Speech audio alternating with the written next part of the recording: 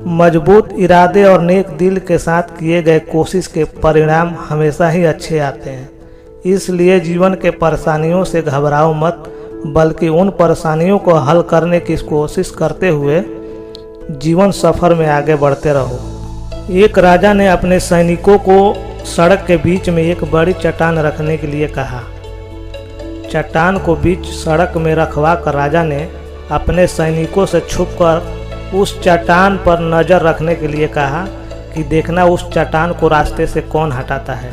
लोग उस जगह पर आते रहे और जाते रहे, लेकिन किसी ने भी उस चट्टान को रास्ते से हटाने की कोशिश नहीं की। उस चट्टान के पास से लोगों के गुजरने वालों में राजा के कुछ करीबी लोग और शहर के बड़े व्यापारी भी शामिल थे, और उनमें से कुछ लोग तो राजा को ही कोसने लगते, क्या राजा इस चट्टान को भी रास्ते से नहीं हटवा सकता?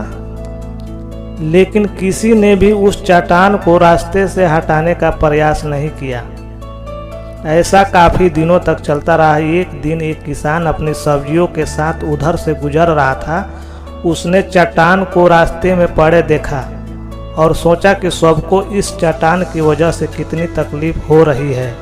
उसने अपनी लाठी से उस चट्टान को एक तरफ ढकेलने की कोशिश शुरू कर दी। काफ़ी कोशिश के बाद वह उसे सड़क से हटाने में कामयाब हो गया। चट्टान रास्ते से हटाने के बाद किसान अपनी सब्जियों को उठाकर जाने ही वाला था कि अचानक उसकी नज़र एक पोटली पर गई, जो ठीक उसी जगह पड़ी थी जहां से उसने वह चट्टान हटाए थे। उसने उस पोटली को खोलकर देखा तो उसमें सोने के कई सिक्के थे, और उन सिक्कों के साथ राजा का एक संदेश भी था, जिसमें लिखा था कि ये सोने के सिक्के उनके लिए हैं जो इस चट्टान को रास्ते से हटाएगा। दोस्तों, बिल्कुल ठीक इसी तरह हम सबके लाइफ में भी कई परेशानियां आती हैं।